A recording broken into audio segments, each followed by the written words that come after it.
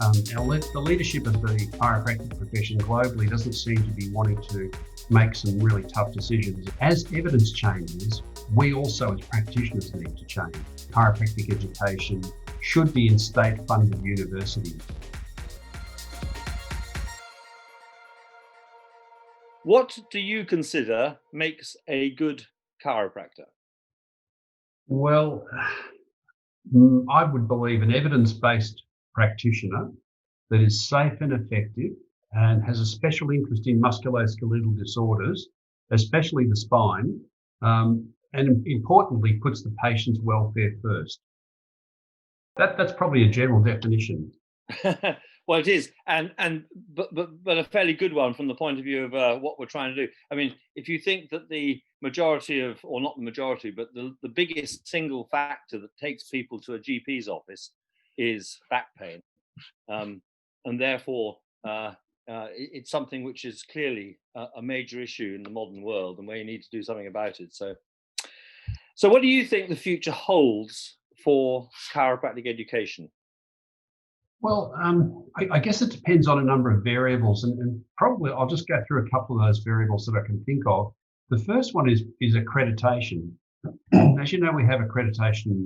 There's about four accreditation authorities around the world, and I think to a large degree, the future of chiropractic education will depend on where they set the bar for chiropractic education.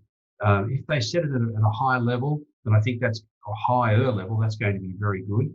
And I'm not so certain that's going to happen, because getting uniformity in that federation of accreditation authorities is not an easy thing to do, because, you know, things are different in Canada as they may be in Australia versus Europe or the UK or the United States. And even as we speak, the United States is not a member of that federation of accreditation authorities at the moment. So uniformity and high standards of accreditation, setting the bar at the correct level for chiropractic education is probably number one. Number two is something that I'm fairly passionate about, and that is that I believe that chiropractic education should be in state-funded universities and not in private colleges as such. The reason I say that is because state-funded universities make sure that there's an evidence-based rigour in learning and teaching of all students. And in particular, staff have to teach the content in the context of evidence. The staff are required to do research. They have to be research active. And I think that's very important as well. And students, importantly, again, the ability to be able to question and critically appraise what they hear in their lessons and their lectures and in their tutorials. And so those critical appraisal skills are very important. So state-funded universities, I think, should be the home for chiropractic education internationally, to be part of the system, to be part of an overall campus of different courses and mix with other students, I think is very important. Well, certainly the evidence base is where, in the past, when I've been trying to deal with legislators, etc., the difficulty has been the block of evidence that we've got, and so therefore the more we can build that evidence base, the better. Certainly, I'm sure. I think one of the things that's worth contemplating about that evidence base that you mentioned is that if all of the private colleges throughout the world, and the majority of them are in the United States, had been in state-funded universities, and that staff had been doing research, then our research basis would have been much, much better and bigger than it is at the moment, and we'd be able to rely on that evidence would have been produced by the chiropractic profession. The private colleges, the other thing is that they can't issue degrees such as Doctorate of Philosophy, which can be done, of course, in state-funded universities. So to me, it inhibits the research base of the profession if we're not in those state-funded universities. It also, I presume, helps the academic career develop. So you enter in as an institution as a junior academic teaching, and you can build your career around the fact that you are developing a research base that is yours, and therefore you progress through, which is also another incentive to keep going. It certainly is at our university. I know at all Australian universities that I can speak for it, and that is that there's the three elements of academic life, which is teaching, research, and service. So you have to actually contribute to those three areas, or those three domains, to be able to get first tenure and then promotion Yeah. and go up the ladder. So that takes me neatly on to the next question, which is, what does your institution excel at? What do you think your institution brings to the party, which is, great? Well, at Murdoch University is first, I must say it's not named after Rupert. It's named after his uncle, and it has nothing to do with Rupert Murdoch or News Corp. But it has 22,000 students and 2,000 staff, and it excels in a number of areas, as you can imagine, with that depth and breadth of staff and students. One area that's probably of some interest is called One Health, which is a combination of human and animal health combined, and that's very topical at the moment, of course, with COVID. But diseases that transmit from animals to humans and vice versa is an area of great strength at Murdoch University, because we have a veterinary school. We do the first 2 years of medical degree with Notre Dame University. We have a biomedical school, psychology, allied health, all the allied health areas generally. So it is very a big area at Murdoch University. Other areas that are of interest, I think, probably to those that are watching this, is that we have a phenome research body, which is actually looking at the genetics of rare diseases. And that seems to be the future, to look at the genetics and try and be able to manipulate the genetics and see if we can actually alter the course of these rare diseases. That's another very big area of strength. Chiropractic program's been going at Murdoch University since 2002. And I think there's two areas that we've been able to excel in our discipline, and that is the area of evidence-based practice and evidence-based teaching. That's something I think that we've really hammered home, and the students graduate with those critical appraisal skills that I talked about.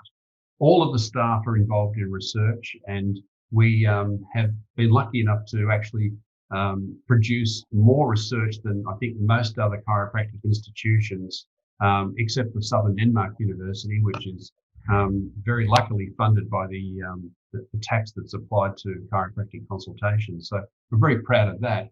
The other thing that I think where there's strength in the chiropractic program at Murdoch has been clinical placements in rural and remote areas of Western Australia. And for anyone that knows the map of Australia, Western Australia is the largest state. It's absolutely enormous and runs about 3,000 kilometres from north to south. So there's lots of different areas that we actually place students. But in particular, we place them in areas where there's mining going on and Indigenous areas. So they go into Indigenous areas and treat people that otherwise would never ever be exposed to chiropractic.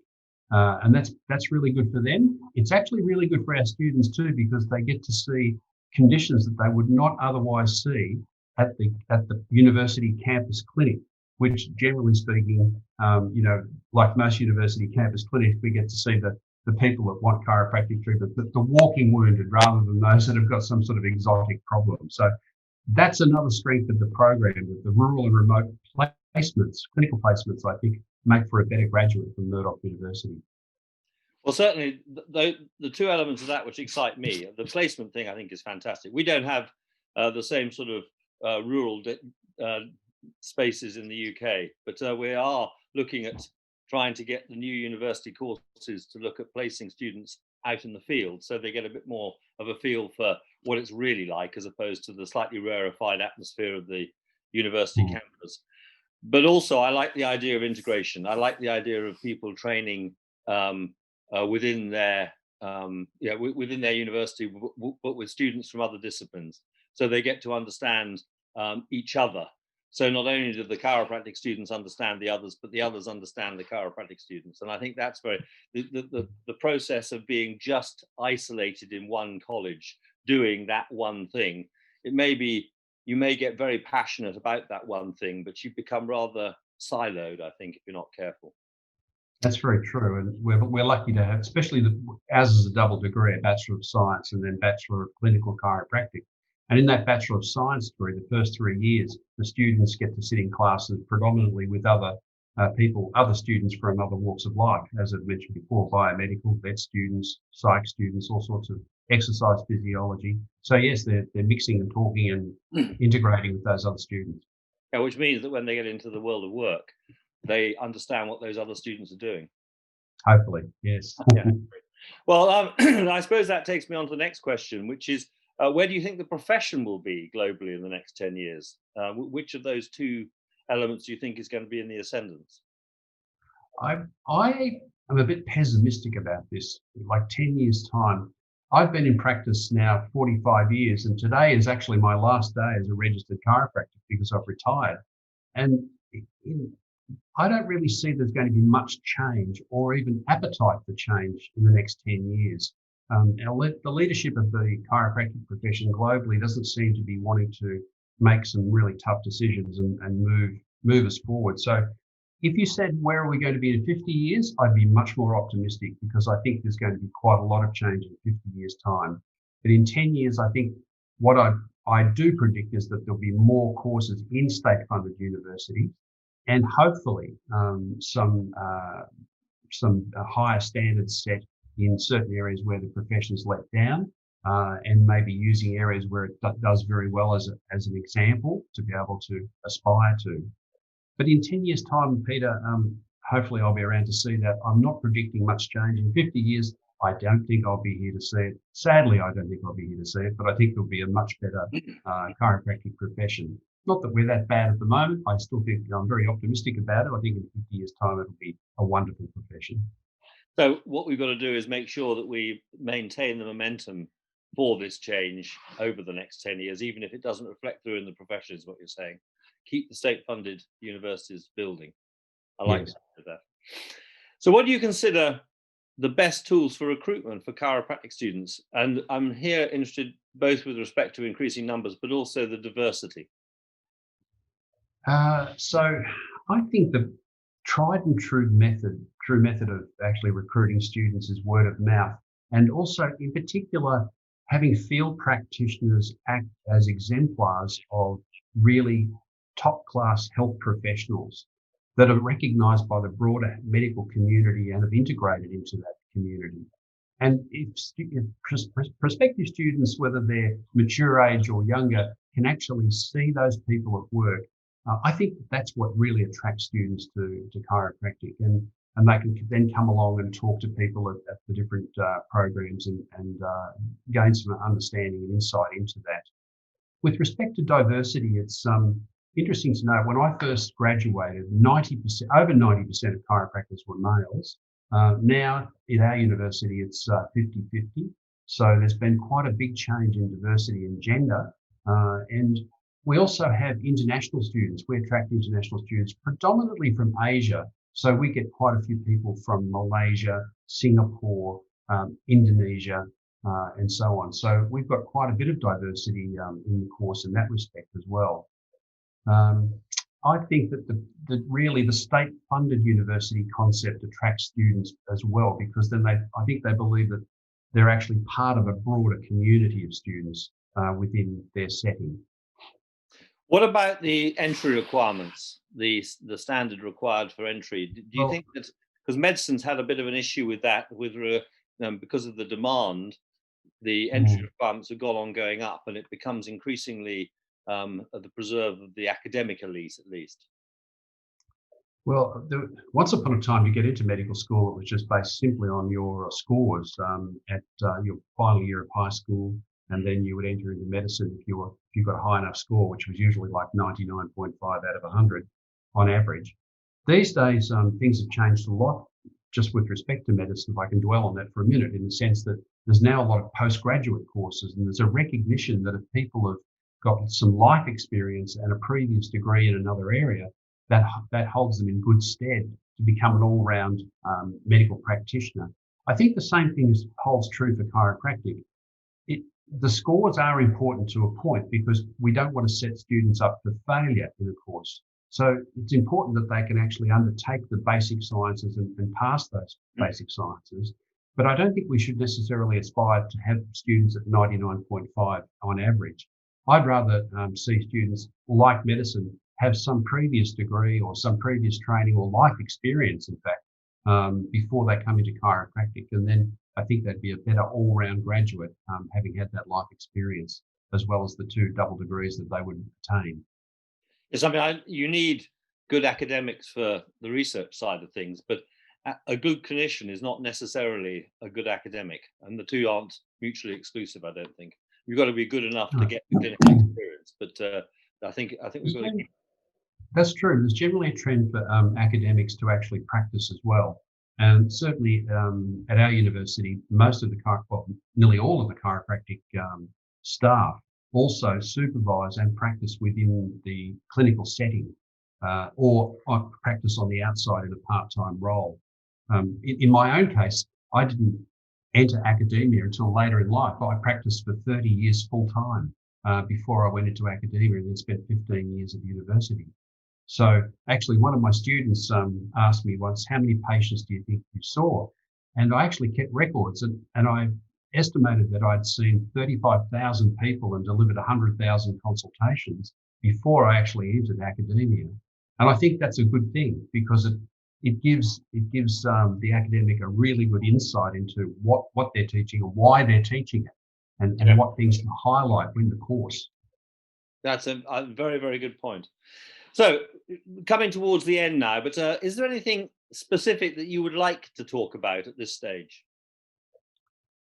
Well, I guess the 2 things that uppermost in my mind would be to suggest that the chiropractic profession and chiropractors individually should be ready and prepared to change, because as evidence changes, we also as practitioners need to change.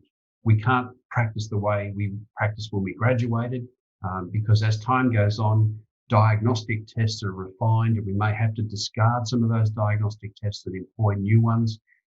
Treatments and therapies change, and their efficacy and effectiveness is also changing with evidence. And so we need to be able to discard things and take on things, or refine what we do, is what I'm saying. So I think preparation and ability to change as we go through our practical life and practice life is very important.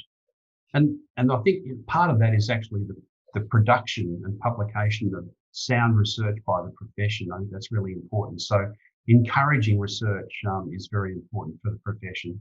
But lastly, I think there's one thing that I've learned in my 45 years as a chiropractor, and even before when I was a student, and that is it's very important to volunteer, to actually volunteer your time pro bono for the profession and the patients that will benefit by you volunteering. So I'd encourage all the profession to do things as far as volunteering is concerned, no matter how small it is or how large it is. I think that's a really worthwhile exercise that the profession can take on. Well, that's a very interesting point. I think certainly embracing change is absolutely key. And of course, we all know how difficult that is, both from our own point of view, but also encouraging others to change. But that's the only way to progress. And it would be very nice if we could encourage more people to get engaged in the voluntary side of the thing, because goodness me, we need that in spades. Bruce, thank you very much indeed. I wish you well in your various pursuits. Now you've finished your time as an academic, and I hope you'll stay engaged in the profession in one way or another as you go through retirement.